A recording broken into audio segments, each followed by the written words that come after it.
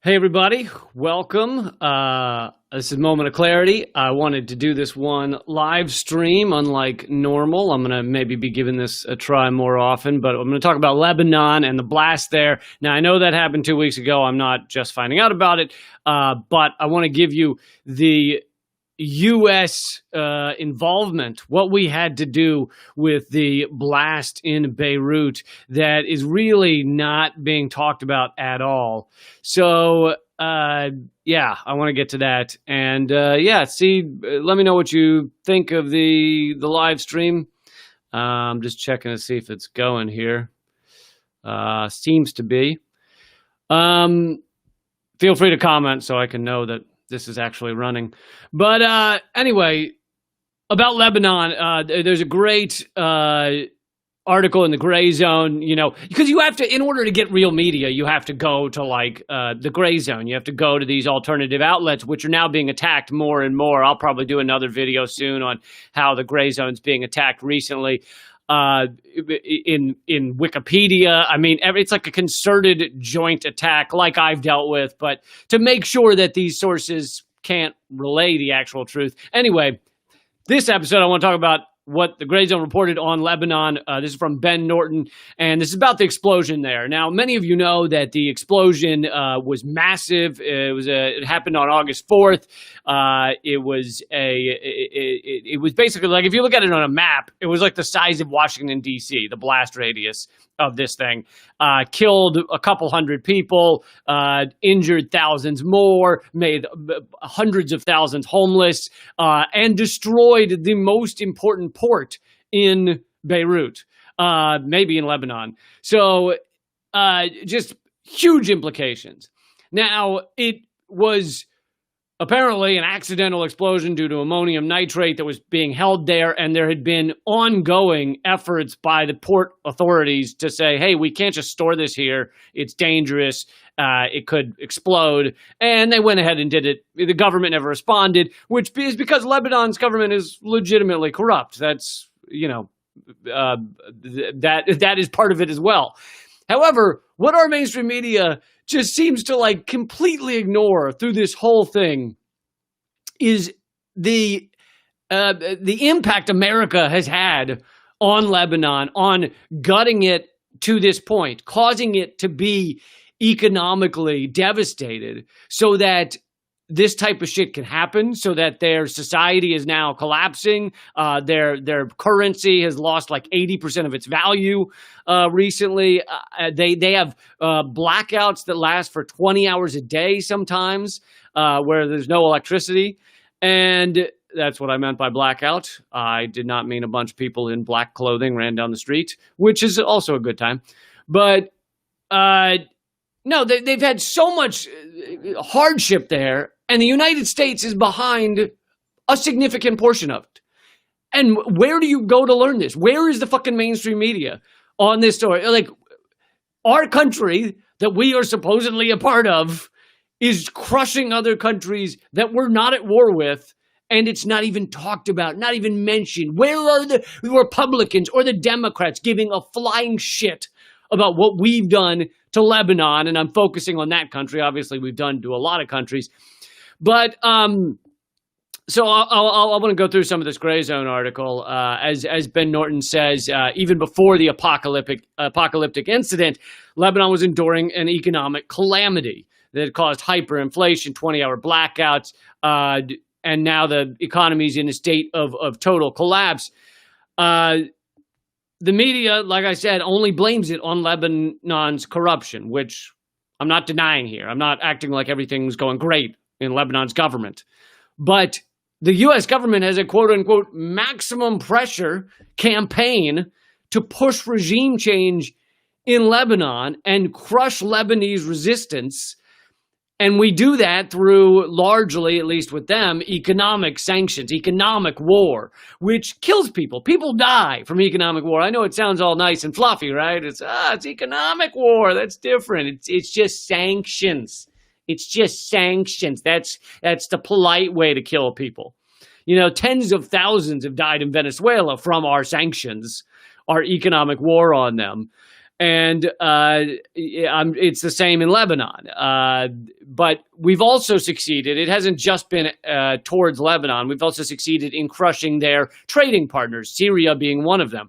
Lebanon had a long-term, partnership with Syria in trade, and they were importing a lot of their goods from Syria. And that's all destroyed because of also our destruction of Syria, which we've worked very hard to continue and make sure that the Syrian people cannot rebuild. We've funded al-Qaeda affiliates in order to keep the war in Syria going.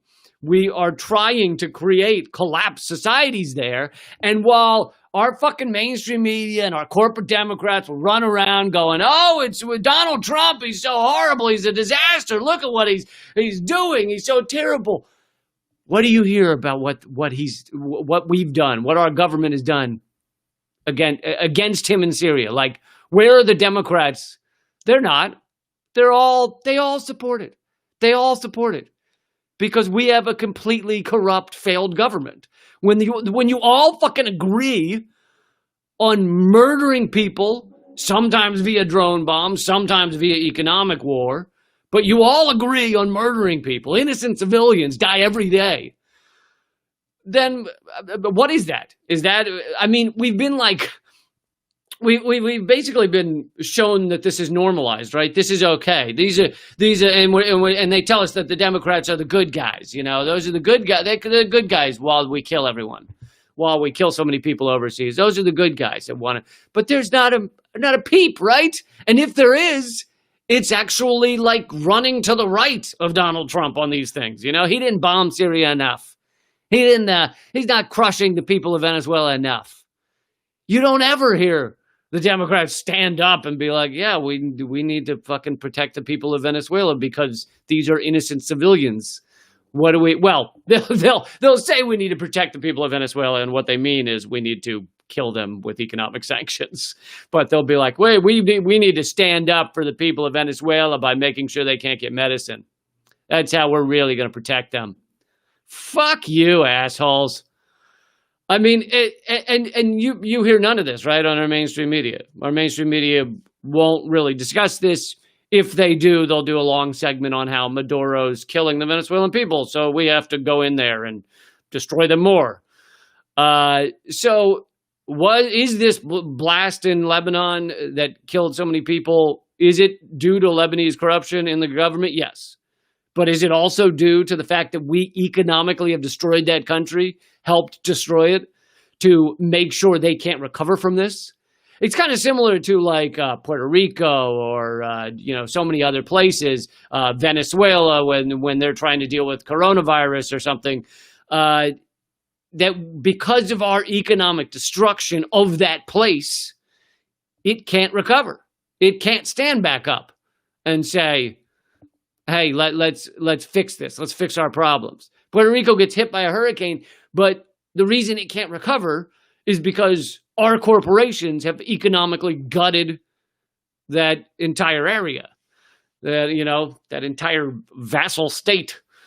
So the society can't recover. And we see this again and again. I mean, this is late stage capitalism. This is extracting your colonial areas that for everything they're worth, sucking every last bit of lifeblood out of them. And then when they have a crisis, which inevitably comes about, some natural, some not natural, the people can't recover. And they just sit there and the society just continues to collapse. And of course, something else you won't hear mentioned in your mainstream media is toxic nationalism. I mean, the way we decide that people should suffer in Lebanon or in Syria or in Venezuela or in China or in North Korea just because they happen to be within those borders, we hope they suffer. We hope they die of starvation. Are the babies born in North Korea evil when they come out of the womb? Are babies in Russia, holding a fucking sickle and swinging it at you? No, these are people. But we've decided they need toxic nationalism to keep us on our place, to keep us afraid, and to keep us looking to daddy to protect us from all these evil villains around the world. So we have to be kept afraid using a toxic version of nationalism. And by the way, the U.S. has not claimed that our sanctions don't hurt Venezuela. No, they're proud of it. Our government is proud that we've hurt. Did I say Venezuela? I meant Lebanon. Venezuela as well, but I'm talking about Lebanon. They're proud they're hurting Lebanon. In fact, they're instituting more sanctions on Lebanon after this catastrophic blast. But even before that, as Ben Norton reports, just 2 weeks before the Beirut blast, the U.S. government-run media outlet, Voice of America, which if you haven't heard of it, it's more common in other countries because it's just our propaganda radio outlet, like straight up. So Voice of America celebrated the effect its coercive measures were having. U.S. sanctions, this is a quote from one of their Voice of America articles, U.S. sanctions in Syria leave Hezbollah more isolated in Lebanon. So they point it at Hezbollah, and that's how the U.S. government gets away with a lot of this propaganda, is they point it at Hezbollah and they say, we're going after Hezbollah.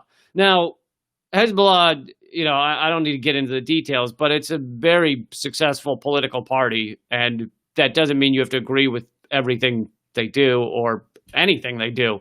But when the U.S. sanctions, quote unquote, Hezbollah, they really are sanctions are not a smart bomb, all right? They destroy everything around them economically. And so we've just pillaged these areas in a lot of ways. We want them to collapse. We want them to struggle. We want them to have a lot of trouble. And we should be doing the opposite. We should be looking for ways to help these people. And instead, we're going to economic war with them. And you look on your mainstream media, you flip on your mainstream media, and you won't hear any of this. If they mention our sanctions on Lebanon, it'll be a little mention about how we're sanctioning Hezbollah. That's it. That'll be their little mention, if you catch something about it. Instead, this should be your fucking news heads on your goddamn TV should be talking about why do we need to help kill people in Lebanon? Why do we need that country to collapse so that we can continue our fading empire? So that we can continue a form of colonialism that we pretend is not colonialism? It's horseshit, and it's disgusting, and people should be infuriated. And how is it our government flawlessly and endlessly has time for this, has time to sanction and go to economic war with all these countries, yet they can't pass another pandemic package, right? They can't pass another act to help the people because the first act just gave away trillions to Wall Street and everything, and now they went on vacation till September 8th. They can't get around, can't be bothered to actually stay there and work and actually help out people in America as 40 million people face foreclosures. They can't be bothered with that. But they did have time to continue the sanctions on Lebanon. That they found time for. Or sanctions on Venezuela. Or sanctions on China. That they find time for. It's fucking ridiculous. And you have to go to places like the Gray Zone. You have to go to alternative media to read about this. And that's why there's now ongoing attacks against these outlets. Many others and I have been facing it for a long time, but now they've amped up the attacks against the Gray Zone recently, including in Wikipedia. I'll probably talk more about that in another time. But anyway, I think I'm gonna wrap it up here. For those of you who are fans of Redacted tonight, we did not have a new episode this past week, but we do have new episodes coming up. That was just 1 week break, and also please hit subscribe. Please hit the bell icon so you can find out about these videos. And in order to sign up to my free email, text the word redacted to 33777 to get signed up to the free email list. But yeah, I'm going to try and do more stories like this where I just kind of get the facts out in a quick basis, do a little live stream because there's too much shit going on and I don't get to put it out there enough, So anyway, keep fighting.